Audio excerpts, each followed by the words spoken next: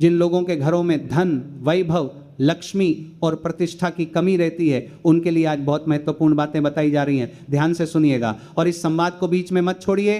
1 लोटा जल हर दिन चढ़ाना मत भूलिए। नियमित रहिए, जप करते रहिए, निष्ठा से करते रहिए।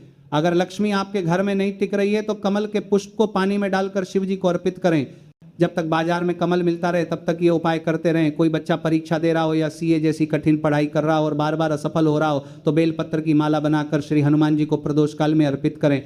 108 बेलपत्रों की माला पर श्री शिवाय नमस्तुभ्यम मंत्र का जप करें और माला पूर्वमुखी हनुमान जी को चढ़ाएं। हनुमान चालीसा का पाठ करें, 3 बार स्मरण करें और फिर माला समर्पित कर दें।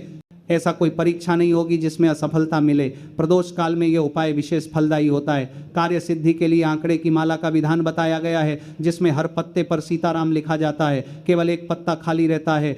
उस पत्ते को हथेली में लेकर उल्टे हाथ में रखकर अपनी मनोकामना सोचें और उसे बांध दें। यह आवश्यक नहीं कि 25 या 50 पत्तों के बाद ही बांधें। जहां मन हो वहां कर दें और माला को हनुमान जी को समर्पित कर दें। कोई विशेष तिथि या वार का नियम नहीं है। जब माला चढ़ जाए तो एक घी का दीपक और एक तेल का दीपक लंबी बाती का जलाकर हनुमान जी के समक्ष रखें और अपनी इच्छा कहकर आ जाएं। 2.5 से 3 महीने में मनोकामना पूरी हो जाती है। व्यापार नहीं चल रहा हो या लेन देन में कोई पैसा नहीं दे रहा हो तो हनुमान जी के गतिमान स्वरूप का स्मरण करें। उनके उल्टे पैर का सिंदूर लेकर गतिमान का नाम लेकर स्वस्तिक बना दें। व्यापार में वृद्धि होगी। अगर कोई पैसा लेकर नहीं लौटा रहा है तो रतिमान का स्मरण करें। पीपल के पत्ते पर लाल सिंदूर से उस व्यक्ति का नाम लिखकर बहते जल में छोड़ दें। 15 दिन में परिणाम मिलते हैं। वह व्यक्ति खुद फोन करके पैसा लौटा देगा।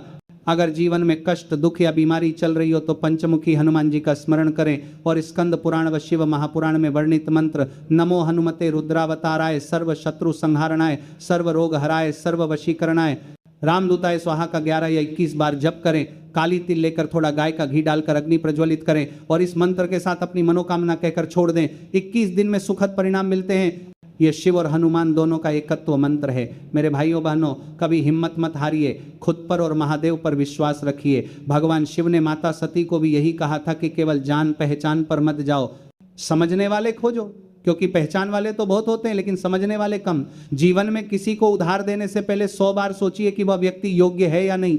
शादी ब्याह करते समय भी वर का स्वभाव और संस्कार देखना जरूरी है, क्योंकि मकान, गाड़ी, जमीन, दौलत सब भाग्य से मिलते हैं, पर अच्छा जीवन साथी समझ और आदर से मिलता है। अगर वो व्यक्ति गलत संगत में है, नशे में है या व्यसन में है तो बेटी का जीवन दुखमय हो जाएगा। इसलिए जल्दबाजी न करें। जीवन में श्री शिवाय नमस्तुभ्यम का जाप करते रहिए, इससे हर दरवाजा खुलता है।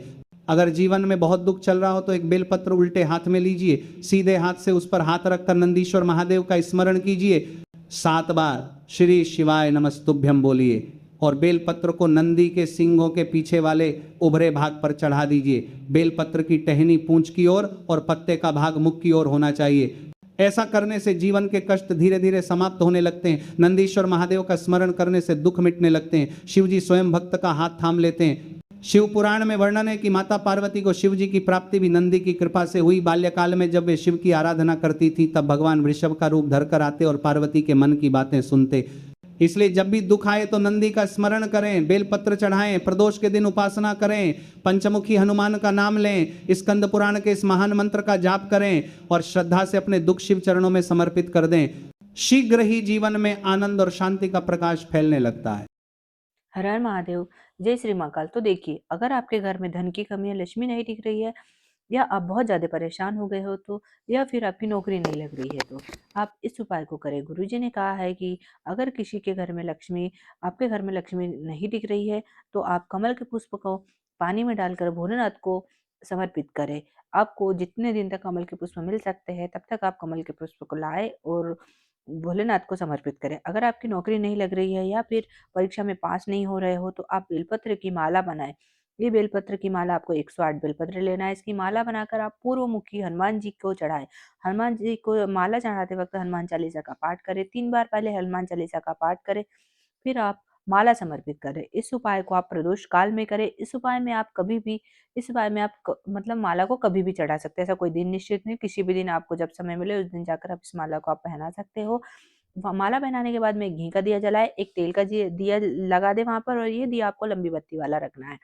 2.5 से 3 महीने में आपकी मनोकामना पूरी हो जाएगी। यदि आपका व्यापार नहीं चल रहा है, दुकान नहीं चल रही है, तो आप हनुमान जी महाराज का गतिमान स्वरूप का नाम ले और उनके उनके उल्टे पैर का सिंदूर लेकर एक स्वास्तिक बना दे। इससे व्यापार भी वृद्धि होगी और आपकी दुकान चलने लग जाएगी। हर हर महादेव। जय